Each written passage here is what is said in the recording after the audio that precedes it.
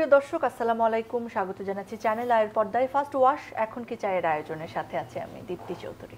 পত্রপত্রিকার তথ্য অনুযায়ী বাংলাদেশে কাগজে কলমে রাজনৈতিক দলের সংখ্যা প্রায় ১৫০টি। আরও নতুন নতুন রাজনৈতিক দল হচ্ছে। ২০২৪-এর ৫ই আগস্টের পর ২৭টি রাজনৈতিক দলের আত্মপ্রকাশ ঘটেছে। সর্বশেষ গত ২৫ এপ্রিল জনতা পার্টি বাংলাদেশ নামে যে দলের আত্মপ্রকাশ ঘটেছে তার চেয়ারম্যান চিত্রনায়ক ইলিয়াস কাঞ্চন এবং মহাসচিব সাবেক বিএনপি নেতা বিশিষ্ট সাংবাদিক শওকত মাহমুদ। নির্বাচন কমিশনের ওয়েবসাইটে প্রকাশিত তথ্য অনুযায়ী এপ্রিল মাস পর্যন্ত দেশে নিবন্ধিত রাজনৈতিক দলের সংখ্যা ৫৫টি। এর মধ্যে ৫ আগস্টের পর নিবন্ধিত হয়েছে ৬টি রাজনৈতিক দল।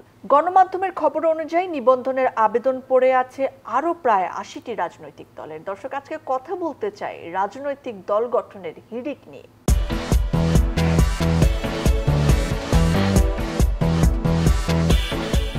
এ বিষয়ে কথা বলার জন্য আমাদের সঙ্গে রয়েছেন বাংলাদেশ জাসদের স্থায়ী সদস্য এবং ডাকসুর সাবেক জেনারেল সেক্রেটারি রাজনীতিবিদ ডাক্তার মুশতাক হোসেন এবং আমাদের সঙ্গে রয়েছেন সিনিয়র সাংবাদিক কলামিস্ট এম.এ. আজিজ। আপনাদের দুজনকে স্বাগত জানাচ্ছি, অনেক ধন্যবাদ সময় দেওয়ার জন্য।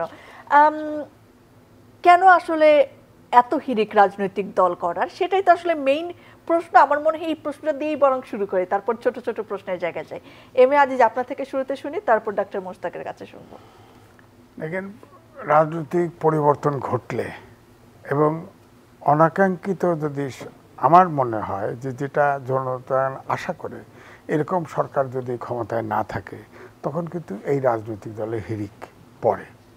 আপনি দেখেন আওয়ামী লীগের শেষ সময়ও কিন্তু অনেক আপনার আমিডামি নির্বাচনের সময় কয়েকটি রাজনৈতিক দল হয়েছিল। এখন এই দলগুলো করে কারা? আগে ডিজিডিএফআই থেকে দলগুলো তৈরি করে নেওয়া হতো, এখন কিন্তু ডিজিডিএফআই এই মুহূর্তে অত অ্যাক্টিভ মনে হয় না। আবার ধরেন এখন যে আওয়ামী লীগ মাঠে রাজনৈতিক দলের মাঠে না থাকার ফলে এখন ধরেন প্রধান দুটি দল, একটা হলো বিএনপি, একটা জামাত ইসলাম। ছাত্ররা এটা আস্তে আস্তে ছোট হয়ে যাচ্ছে। হ্যাঁ, তো এখন এই দলগুলি যে আশায় বের করতেছে আমার মনে হয় এটা আশাহত হবে। কারণ অনেকগুলো কারণে হতে পারে। একটা রাজনৈতিক দল করলে দেখা যাবে যে রাজনৈতিক জোট হবে, নির্বাচন হবে, পদ পাবে। যেমন বিএনপি বলছে যে একটা জাতীয় সরকার ইলেকশনের পরে হবে, সেখানে ইতিমধ্যেই তাদের সাথে যত বাম ঘরানার দলগুলি আছে তাদের কিন্তু একজনকে বলা হয়েছে, একটা সিটের ক্লিয়ারেন্স দেওয়া হয়েছে। তখন এই দলগুলো হয়েছে যদি ওখানে অংশ পায়। আর একটা জায়গা আছে জামাত ইসলাম, সেখানে এই দলগুলো কে জামাত লাইনের কে আছে জানি না, সেখানেও যদি ভাগ পাওয়া যায়। দুই হলো ইলেকশনে যদি যায়, এমন একটা পরিস্থিতি দাঁড়ালো যে সরকারের পক্ষ থেকে মনে করা হলো অনেকগুলো দল নির্বাচনে অংশগ্রহণ করেছে, এটা দেখাতে হবে বিশ্বকে, তখন অনেককে প্রার্থীকে টাকা দেওয়া হবে। যেমন ধরেন মেজর জেনারেল আপনার কি ইব্রাহিম কক্সবাজার থেকে করলেন, তিনি নির্বাচনে যাবেন না আমিডামির নির্বাচনের সময়। তখন বিএনপির ভারপ্রাপ্ত চেয়ারম্যান তারেক রহমান তাকে টেলিফোন করছিল যে নির্বাচনে যান না। তখন তিনি কিন্তু বলেছিলেন, সেই ভিডিওটা ভাইরাল হয়েছে, যে আমাকে 12 কোটি টাকা দিতে চাইছে, আমি তো অনেক দেনা, আমার তো এই জন্য যাইতে হবে। হ্যাঁ, তো এই জন্যে বলছি যে হয়তো অনেক সময় অফার আসে, সেটাও হয়তো যদি পাওয়া যায় সেটাও একটা আশা হইতে পারে।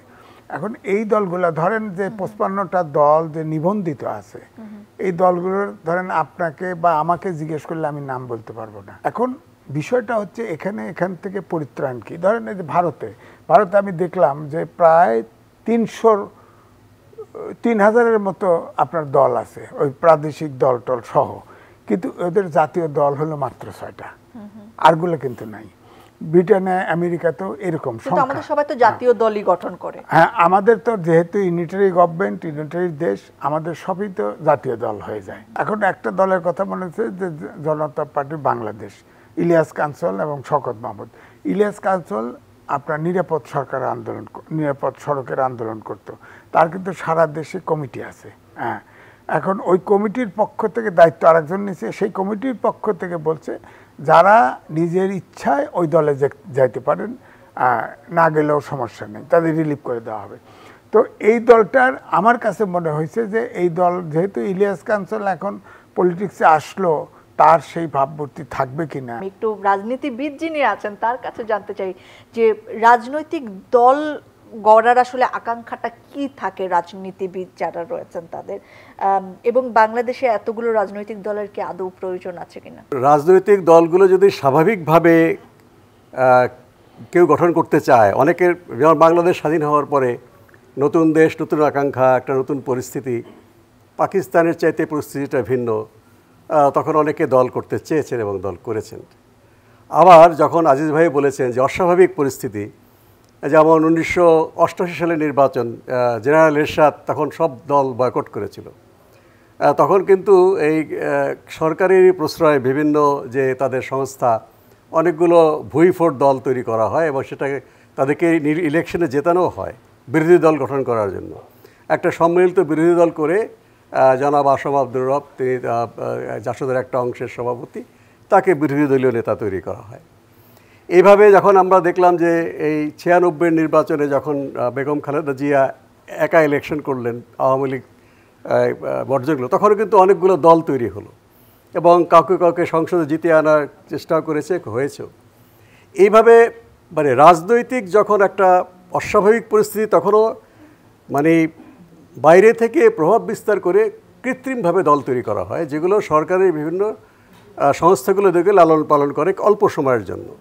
সর্বশেষ 2024 সালের যে আমি ডামি নির্বাচনের কথা রাজীব ভাই বললেন, এরকম দল উৎপাদন করা হয়েছে। আবার দেখুন, এখন 24-এর গণঅভ্যুত্থানের পরে কিন্তু একটা নতুন আকাঙ্ক্ষা, যেমন 90-এর গণঅভ্যুত্থানের পরে 91 সালের নির্বাচনের সময় কিন্তু বেশ নতুন কিছু দল তৈরি হয়েছে। তারা হয়তো ভেবেছে যে প্রতিষ্ঠিত যে রাজনৈতিক দলগুলো আছে সেগুলো তাদেরকে আকাঙ্ক্ষার প্রতিনিধিত্ব করে না, কাজেই তাদেরকেই মাঠে নামা উচিত। যেমন ইলিয়াস কাঞ্চনের কথা বলা হয়েছে, উনি দীর্ঘদিন ধরে নিরাপদ সড়কের একটা খুবই প্রশংসনীয় আন্দোলন করছেন, কিন্তু উনি দেখছেন যে রাজনৈতিক দলগুলো কেউই এটাকে রাজনৈতিক এজেন্ডা করে তারা করছে না, বরঞ্চ তারা ক্ষমতায় গিয়ে যারা এই সড়ক দুর্ঘটনার জন্য দায়ী তাদেরকেই তারা স্বার্থ রক্ষা করছে। তো এটা একটা ইতিবাচক বিষয় হতে পারে। তো আবার একজন কারাগারে ছিলেন, তিনি একটা ক্ষোভ থেকেই রাজনৈতিক দল করেছেন। তিনি বলেছেন যে আমি যখন জেলখানায় ছিলাম, সরকার পরিবর্তন হওয়ার পরে তার নামে হয়তো কোনো শাস্তি ছিল না, তিনি ডিটেনশনে ছিলেন বা বিনা বিচারে আটক ছিলেন। তিনি বলে আমাকে তো মুক্তি দেওয়া হচ্ছে না কেন? তাকে জেলখানায় কর্তৃপক্ষ বলে শুধুমাত্র রাজনৈতিক দলের যাদের নামে মামলা আছে কিন্তু শাস্তি নাই, তারা মুক্তি পাচ্ছে। তখন তার মধ্যে ক্ষোভ সৃষ্টি হলো, তাহলে তো আবার রাজনীতি করলেই ভালো। সময় বদলে যায় কিন্তু সৌন্দর্যের সংজ্ঞা বদলায় না, রূপ বদলে যায় কিন্তু আভিজাত্যের মানে একই থেকে যায়। ঐতিহ্য যখন আপন করে নেয় আধুনিকতাকে, তখন সৌন্দর্য ঠিকই খুঁজে নেয় স্যান্ডেলিনাকে। স্মরণের ছোঁয়ায় তোমার উপমায় বদলে দিলে যে আমার। স্যান্ডেলিনা সো, রূপচর্চায় আভিজাত্য। সেটা ঘোষণা দিয়ে এটা একটা ব্যঙ্গাত্মকভাবে তিনি রাজনৈতিক দল গঠন করলেন। তো আমার মনে হয় রাজনৈতিক দল গঠন করা কি না করা, যেটা আজিজ ভাই বলেন যে ব্রিটেন, মার্কিন যুক্তরাষ্ট্র বা বিভিন্ন দেশে এরকম অসংখ্য দল আছে, কিন্তু আমরা যারা বাইরে তারা কিন্তু খুব বেশি দলের কথা জানি না। মার্কিন যুক্তরাষ্ট্রের প্রেসিডেন্ট নির্বাচনে অনেকজন নির্বাচনে প্রতিদ্বন্দ্বিতা করেন, যারা কতগুলো একটা সংখ্যা আছে, এতগুলো রাজ্যে যারা পোলিং এজেন্ট দিতে পারবে তাদেরটা ব্যালটে থাকবে, আর বাকিদেরটা যেই রাজ্যে তারা আছে সেই রাজ্যে ব্যালট পেপারে থাকবে। এটা হচ্ছে জনগণের কাছে ছেড়ে দেওয়া উচিত যে তারা কোন দলটাকে গ্রহণ করবে। আপনি এখানে বাইরে থেকে তৈরিও করা প্রয়োজন নেই, বাইরে থেকে আপনার একে দমন করারও প্রয়োজন নেই।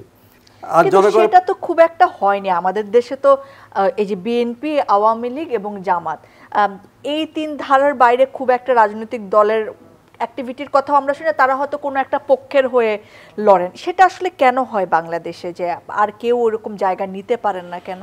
এরকম যদি ক্ষোভ থেকে, তাদের প্রতি ক্ষোভ থেকে যদি নতুন দলের সৃষ্টি হয়, তাহলে নতুন দল কেন আসলে নতুন আশার সৃষ্টি করতে পারে? আমাদের দেশে আপনি দেখেন 17 বছর 111 সহ 17 বছর বিএনপি নির্যাতিত হয়েছে, গ্রেপ্তার হয়েছে, মামলা হয়েছে, আয়না ঘরে গেছে, কত কিছু হয়েছে। একটা উদাহরণ দিতে পারবেন না, একটা সমর্থক চেঞ্জ হয় নাই, নিষ্ক্রিয় হয়েছে দু একজন, কিন্তু চেঞ্জ হয় নাই। আপনি দেখেন আওয়ামী লীগ এই যে পালিয়ে গেছে, বিদেশে আছে, বিবিসি নিউজ করছে 1000 জন নেতাকর্মী সব বিদেশে চলে গেছে, কিন্তু আপনি দেখেন, খেয়াল করে দেখেন, সব চুপ হয়ে আছে, সমর্থক কিন্তু চেঞ্জ করে নেই। হ্যাঁ, আমাদের আবহাওয়াটা এবং রাজনীতিটা এমন হয়েছে যে আমি যেটা করছি ওটা পরিবর্তন করলেই আমি শেষ, আমি অচ্ছুত হয়ে যাব, এই ধরনের একটা কালচার তৈরি হয়েছে। রাজনৈতিক সংস্কৃতি অর্থাৎ গণতান্ত্রিক সংস্কৃতিটা যতক্ষণ পর্যন্ত ডেভেলপ না করবে ততক্ষণ পর্যন্ত কিন্তু আমার চয়েস করার স্কোপ কম থাকে, সামাজিক স্টিগমা হয়ে যায়। আমি বিএনপি করি সুতরাং আওয়ামী লীগে যেতে পারবো না, আওয়ামী লীগ করি সুতরাং বিএনপিতে আসতে পারবো না।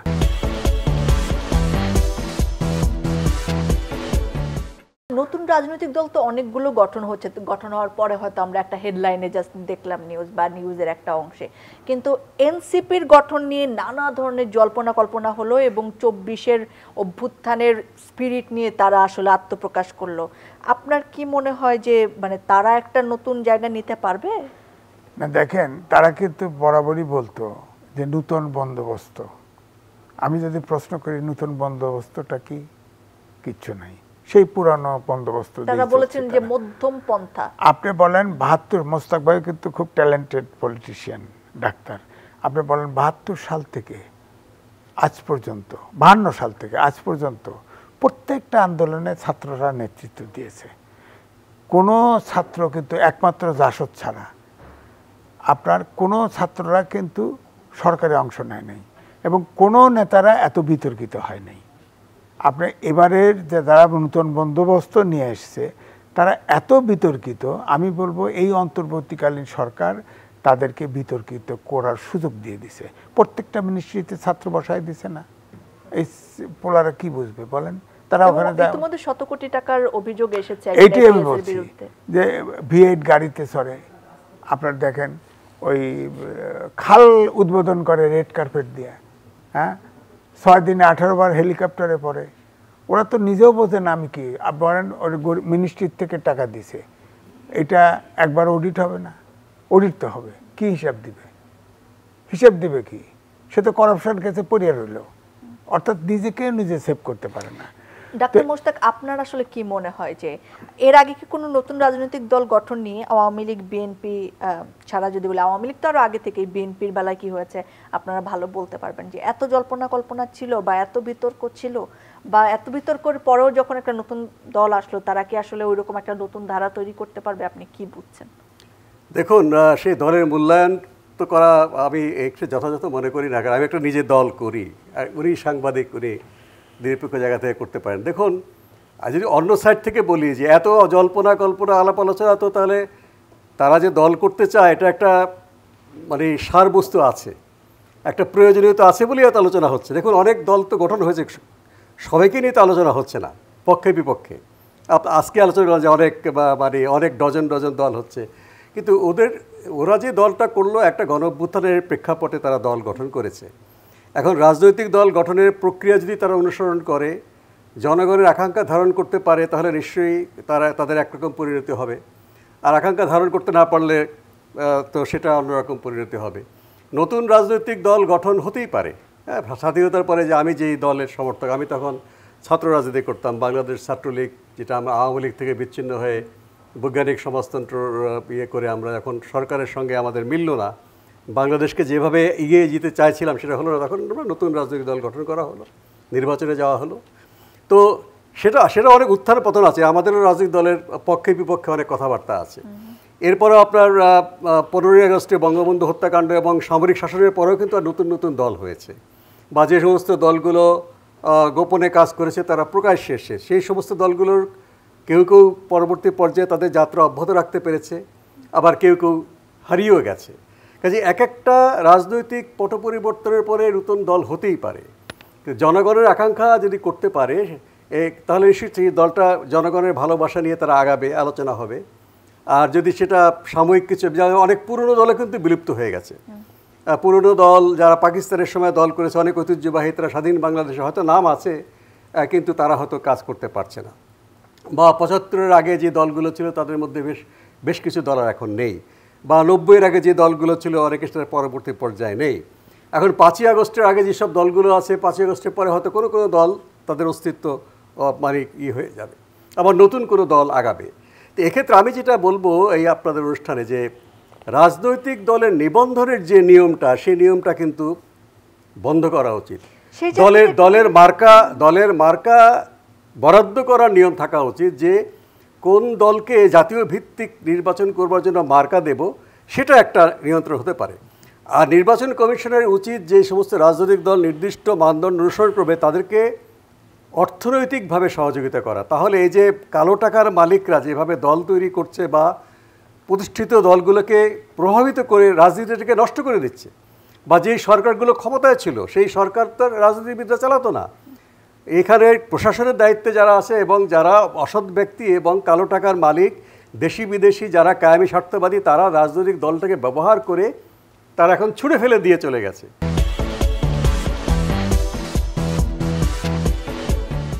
বর্তমানে যে নিবন্ধনের শর্তগুলো রয়েছে, যেমন দেশের 1/3 জেলার শাখা থাকতে হবে, কেন্দ্রীয় কমিটি ও কার্যালয় থাকতে হবে, 100 উপজেলা কিংবা পৌরসভায় কার্যালয় ও কমিটি, প্রতিটি শাখায় অন্তত 200 সমর্থক, দলের ব্যাংক অ্যাকাউন্ট, এই শর্তগুলো কি সবগুলো রাজনৈতিক দল পূরণ করছে বাংলাদেশে? এগুলো পুরোই তো আপনার গণতন্ত্র বিরোধী শর্ত। এটা এখানে 111-এর সরকারের সময় যতটুকু ছিল, পরবর্তী পর্যায়ে নির্বাচিত সরকার এসে, আওয়ামী লীগে ছিল এই পরে একটানা, তারা এই সময় এগুলো কঠিন করেছে যে আর কোনো দল যেন না আসে। এই ধরনের যে নিবন্ধনের যে কঠিন শর্ত, এগুলোকে গণতন্ত্রকে নষ্ট করার জন্যই তারা করেছে। বরঞ্চ এটা পরিবর্তন করে কোন দলকে আমি জাতীয় ভিত্তিক মার্কা দেব, সেটা একটা আইন তারা করতে পারে। ভারতে সেই আইনটা আছে, আঞ্চলিক মার্কা আছে, একটা জাতীয় ভিত্তিক মার্কা আছে। যেমন তৃণমূল কংগ্রেস পশ্চিমবাংলায়, তারা কিন্তু এখনও জাতীয় দল হয়ে উঠতে পারেনি, কারণ কতগুলো রাজ্য তাদের ঠিক করা আছে, এত সংখ্যক রাজ্যে যদি তারা প্রার্থী দিতে পারে তাহলে তারা জাতীয় ভিত্তিক মার্কা পাবে।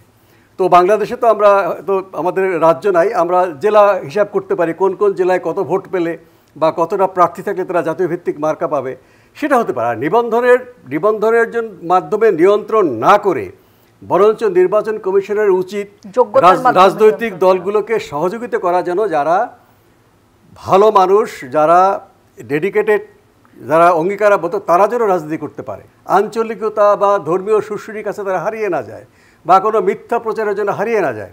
আমি অবাক হয়েছি, মার্কিন যুক্তরাষ্ট্র তো মানে সারা পৃথিবীর মধ্যে পুঁজিবাদের সবচাইতে বা শক্তিশালী দেশ। আমাদের বাংলাদেশের একজন চিকিৎসক ডাক্তার আমার সিনিয়র, সে দেখি সে মানে মেয়র নির্বাচনে দাঁড়াবার জন্য ক্যাম্পেইন করছেন। আমি বলি, আপনি মেয়র নির্বাচনের জন্য ক্যাম্পেইন করছেন, তো এখানে তো অনেক টাকা পয়সা দরকার। বলে যে না মোশতাক, আমি মেয়র নির্বাচিত হলে কিভাবে কি করব, কি আমার পদ্ধতি, আমার কর্মী তালিকা সব দিয়েছি, ওখানকার কর্তৃপক্ষ আমাকে টাকা দেয়। আমি যদি দূরে কোথাও যাই, তারা আমাকে গাড়ির তেল দিচ্ছে, তারা ওখানে মিটিং অর্গানাইজ করে দিচ্ছে এবং আমার পাশাপাশি আরও একটা মেয়র ক্যান্ডিডেটকে কথা বলতে দিচ্ছে। মসজিদে তো আমি গিয়ে সব জায়গায় বাঙালি নেই, মসজিদে গিয়ে ক্যাম্পেইন করার পারমিশন চেয়েছি, তারা পারমিশন দিয়েছে এবং ওখানে তারা আমার একটা ইন্ট্রোডিউস করেছে।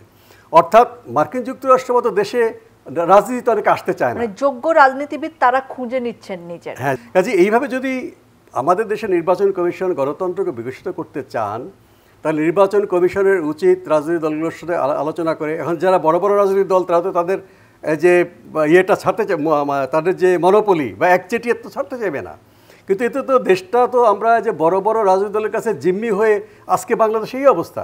একটা বিপুল জননন্দিত রাজনৈতিক দলের এভাবে ন্যাক্কারজনক বিদায়, ধ্বংসাত্মক বিদায়, কোনো সামরিক শাসকও বাংলাদেশে এইভাবে বিদায় হয়নি। এটা হচ্ছে রাজনীতিকে কক্ষিগত করে রাখা, রাজনীতির উদ্দেশ্যটাকে ফেলা। এটাকে রাজনৈতিক দল নিজেরা কিন্তু করতে পারবে না। অনেক রাজনৈতিক দল আছে, বড় দল না, ছোট ছোট দল, তারা আজীবন তাদের দলের সভাপতি। রাষ্ট্র কাঠামো দ্বারাই এটা নিয়ন্ত্রণ করতে হবে। এটা নির্বাচন কমিশনের উচিত এই একটা অনুকূল পরিবেশ সৃষ্টি করা, যেন রাজনীতিটাও একটা অত্যাবশ্যকীয় জিনিস। এখন সমাজে যেটা চালানো হচ্ছে, রাজনীতি একটা খারাপ জিনিস। এই দুটো প্রশ্নের উত্তর দিয়েই হয়তো শেষ করতে হবে, সেজন্য একসাথে বলে ফেলছি। সেটা হচ্ছে যে বেশি রাজনৈতিক দল থাকার সুবিধে এবং অসুবিধে, এই দুটো যদি একটু বলেন। আমাদের দেশে গণতান্ত্রিক সংস্কৃতি ডেভেলপ করে নাই। দাগ খেলার মাঠ থেকে আসুক বা স্কুল থেকে, অফিস থেকে আসুক বা বাজার থেকে, কিন্তু দাগ ময়লার ভয় এখন আর নয়। তাই তাই যে কোনো রকম দাগ ময়লাকে দাও ফার্স্ট ওয়াশের last warning. First wash detergent powder, যার এনজাইম সমৃদ্ধ মাল্টি বুস্টার মুহূর্তেই যে কোনো রকম দাগকে দূর করে এবং এর কালার গার্ড কাপড়ের রঙকে রাখে নতুনের মতো ঝকঝকে। তাই আজ শুধু আমি নই, সবাই জানে সাদার আরেক নাম ফার্স্ট ওয়াশ ডিটারজেন্ট পাউডার। আমরা ভার্চুয়ালি দ্বিদলীয় সিস্টেমে ছিলাম। জামাত ধরেন কোনো ছিনে আউট ছিল না, তাদের ট্যাগিং করে আউট করে দেওয়া হয়েছে। এই দ্বিদলীয় সিস্টেমের মধ্যে জন আকাঙ্ক্ষা প্রত্যাশা পূরণ হয় নাই। এই জন্য তৃতীয় একটা শক্তির আকাঙ্ক্ষা এদেশে আছে। সেই তৃতীয় শক্তি হিসেবে ধরেন ছাত্ররা হতে পারত। কিন্তু আপনি দেখেন আওয়ামী লীগ যে যখন গঠন হয় তখন তরুণরাই করে, সেখানে শুধু একমাত্র ভাসানী ছিল আপনার মিড ক্যারিয়ার, মিড ওয়েভে। জাসদ 9 মাসের অধিকাংশই মুক্তিযোদ্ধা, 9 মাসের ট্রেনিং প্রাপ্ত এই জাসদ তৈরি হলো। জাসদ এখন মোস্তাক ভাই আছে এখানে, জাসদের কিছু মানে অবস্থা বুঝে আন্দোলনের মাপকাঠিটা ঠিক হয়। কেন তারা প্রভাবশালী হতে পারে না? পরে নাই কারণ হচ্ছে কি তাদেরকেও ট্যাগিং করা হয়েছে যে এটা বি টিম হিসাবে, ভারতের সেকেন্ড পার্ট ফ্রন্ট। আর একটা হচ্ছে ওনাদের কিছু হটকারী প্রোগ্রাম ছিল, এই কারণে এটা আস্তে আস্তে ভেঙে টেঙে ছোট হয়ে আসছে। ছাত্ররা আমি যেটা বলছিলাম যে তরুণরাই কিন্তু ছাত্র সভা উদাহরণ আছে তো, আওয়ামী লীগ হয়েছে, জাসদ হয়েছে, কিন্তু এই তরুণরা শুরুর থেকেই পুরানো বন্দোবস্ত সিস্টেমে চলে গেছে। দেখেন না ছাত্রদেরকে, এবং এরা ব্যবহৃত হয়েছে, এই ছাত্ররা ব্যবহৃত হয়েছে। আমার ধারণা ব্যবহৃত করা হয়েছে। প্রত্যেকটা মিনিস্ট্রিতে ছাত্রদেরকে কেন দিবে? এখন স্কুলের ছাত্রদের ধরি, ক্লাস 7, 8 থেকে শুরু করে ইউনিভার্সিটির ছাত্ররা এই রাজনীতি করা শুরু করছে। এখন আপনার ছাত্ররা তো তাফালিং পার্টি, যেখানে ছাত্র গেলে আমি সমন্বয়, বাস কাঁপুনি শুরু হয়ে গেল। এখানে ধরো, এরে নামাও, এরে উঠাও, এরে ওই করো, আর টাকা কামাও। তো এটা তো শেষ, প্রায় জিরোর কাছাকাছি আছে। এই দল দিয়ে কিচ্ছু হবে না। এবং এই দল নির্বাচনে যাবে তো, ওই আমির নির্বাচনে বড় বড় নেতা দিয়ে 3টে পার্টি করছিল, 300 সিটেই কিন্তু প্রার্থী দিছে, একটারও জামানত থাকে নাই। এদের জামানত না, ইলেকশন শিডিউল দেওয়ার পরে ঢাকা শহরের বাইরেও যেতে পারবে না এরা, মনে রাখেন। আটকাবে অন্য দল আটকাবে, কারণ এরা তো দুর্নীতিবাজ, ধরবে না। তুমি হেলিকপ্টার চড়ছো 18 বার, কোন জাতীয় নেতা চড়ছে বলেন না? আমি বলি বিএনপি খারাপ, আওয়ামী লীগ খারাপ, জামাত খারাপ, জাসদ খারাপ, বলেন না? এদের একজনের উদাহরণ দেন তো। V8 গাড়ি চলে, কয়টা লোক চলে বলেন? হেলিকপ্টারে চলে, কয়টা লোক চলে বলেন? গাড়ি দৈনিক আদল বদল হয় বলেন? আপনি ভ্যান গাড়ির থেকে রুটি কিনে খায় রাতারাতি বড় লোক হয়ে গেছেন, মানুষ চোখে দেখে না? দেখে না? এটা দেখে তো, আপনিও দেখেন, আমিও দেখি। হঠাৎ করে ধনী হয়ে গেছেন, আমাকে তো কেউ দেয় না। আমি তো মোস্তাক ভাই তো অত্যন্ত ডাকসুর জিয়েছিল, এবং তিনি ডাক্তার, ভালো, খুব জানাশোনা লোক, ওনারা একটা গাড়ি দেয় না। উনি এখন রিটায়ার করে ফেফা করে ঘুরতেছে, আমি ফেফা করে ঘুরতেছি, কেউ আমাদের দেয় না, ওনাদের দেয় কেন? সুতরাং এটার প্রতি কোনো আশা রাখেন না যে এই ছাত্রদের দিয়ে কিছু হবে না। এটা বেশি রাজনৈতিক দল থাকা, আচ্ছা বেশি, হ্যাঁ বলি, বেশি হলো কি, যেহেতু আমাদের দেশে রাজনৈতিক সংস্কৃতিটা ডেভেলপ করে নাই, অর্থাৎ একটা দল ক্ষমতায় গেল, যা কিছু করে হোক ক্ষমতায় থাকতে হবে, দলে যাওয়ার সময় যা কিছু হোক ক্ষমতায় যেতে হবে, এই হলো মূল কালচার। এবং আপনি দেখেন সারা দেশে দেখেন রাজনীতিবিদরা শুধুমাত্র ক্ষমতা, তার ব্যবসা পাহারাদের জন্য নেতা হওয়া, সব কিছু এই জন্য। তো রাজনীতির সংস্কৃতি যতক্ষণ ডেভেলপ না করবে ততক্ষণ পর্যন্ত বহু দলের কোনো প্রয়োজন নেই। 1, 2 হচ্ছে যে ধরেন সরকার, আপনার মোস্তাক ভাই বলল সরকার এদেরকে টাকা পয়সা দিয়ে হেল্প করবে, রাজনৈতিক ওই সততা নাই, রাজনৈতিক কালচার ডেভেলপ করে নাই। টাকা দিলে তো এটা তো, তাহলে আমি একটা পার্টি করব। আমি তো এখন ধরেন অলমোস্ট রিটায়ারমেন্ট, আমার ফ্যামিলিতে 80 জন সদস্য এবং ভোটার আছে 40 জন, আমি একটা পার্টি খাড়া করব। পার্টি খাড়া করে দৈনিক সব, আমার পয়সা লাগবে না, সব ঢাকা শহরে থাকে, প্রেস ক্লাবের সামনে দাঁড়াবে, আমি বক্তৃতা দেবো, একা বক্তৃতা দিয়ে চলে যাবে। ইলেকশনে যাবে, আমি 80 জন প্রার্থী দেব, 80 জন 5 কোটি করে টাকা দিবে, 1 কোটি করে টাকা দিবে, আমার হয়ে গেল 5 বছরের খরচ হয়ে গেল। সুতরাং যতক্ষণ পর্যন্ত রাজনীতিবিদদের ভিতরে দেশত্ববোধ জাগৃত না হবে, যতক্ষণ পর্যন্ত রাজনৈতিক গণতান্ত্রিক কালচার তৈরি না হবে, আপনি দেখেন ব্রিটেন উদাহরণ হচ্ছে গণতান্ত্রিক দেশ, আমরা তো ওয়েস্টমিনস্টার সিস্টেম, সেখানে রাজা আছে, সেখানে রাজনৈতিক দল আছে, কই কোনো ঝামেলা তো হয় না, তাদের তো লিখিত কনস্টিটিউশন নাই, চলছে তো তারা। সুতরাং আগে মানুষ দরকার, তারপরে আমাদের দেশে তো ওই মানুষটা নাই। দেশ এবং জনগণকে ভালোবাসবে, রাজনীতি করবে, এটা তো অভাব দেখা যাচ্ছে। এই মানুষ গড়ার প্রক্রিয়া নিয়ে কথা বলা ভীষণ জটিল, আজকের পর্বে নিশ্চয়ই সেটা সম্ভব হবে না, তবে নিশ্চয়ই আপনাদের আবারও পাবো সঙ্গে কথা বলার জন্য। ধন্যবাদ অনেক সঙ্গে থাকার জন্য। ধন্যবাদ জানাচ্ছি প্রিয় দর্শক আপনাদেরকেও। দেশ এবং দেশের মানুষ, এই তো আমাদের কথা বলার বিষয়। দেশ এগিয়ে যাক, দেশের মানুষের উন্নয়নের মাধ্যমে, এই প্রত্যাশাটি রেখে শেষ করছে আয়োজন। আবার দেখা হবে, আবার কথা হবে।